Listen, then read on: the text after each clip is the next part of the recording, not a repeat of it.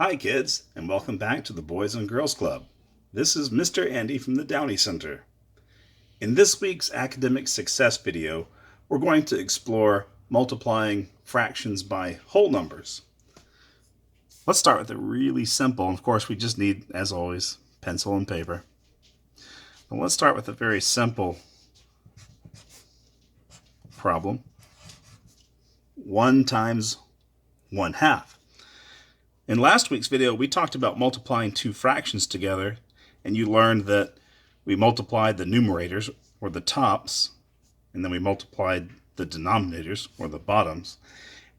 And it was a really simple concept to understand.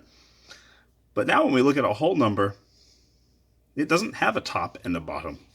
It has only just the one number. So what do we do in that situation? Well, first, what we want to do is convert our whole number into a fraction. So let's see what 1 looks like when we convert it to a fraction. As it turns out, converting a number to a fraction is really simple. We just write it as a fraction and put a 1 on the bottom. So if I convert, say, a 3 to a fraction, that simply becomes the fraction 3 over 1. So there's not much to that. But now that we have converted our 1 to a fraction, now we have two fractions, and we can follow the same procedure that we used in last week's video, which is to simply multiply our numerators. 1 times 1 is 1. Multiply our denominators. 1 times 2 is 2. And we get the answer 1/2. So 1 times 1/2 equals 1/2. And before we end this video, I just want to leave you with something to think about. I like the language of mathematics. And when I read this, I can read this as 1 times 1/2.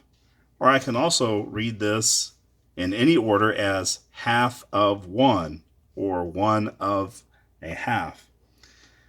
And what's interesting about that is it helps us to kind of understand why multiplying a number by a fraction actually makes it smaller. When we dealt with whole numbers, multiplying usually involves numbers getting larger. But as we can see, 1 was reduced to 1/2. It got smaller when I multiplied it by the number 1/2. And if I think of that in sort of real world terms, I have half of 1 pizza. Should be a half a pizza. Should be something less. But that half of means to multiply. That half of 1 kind of gives you a real understanding of what's happening there. So the language of mathematics sometimes give you a clue as to what's happening. So think about that last point specifically and practice a few multiplication problems like this. And we will pick up multiplying fractions in next week's video. I'll see you next week.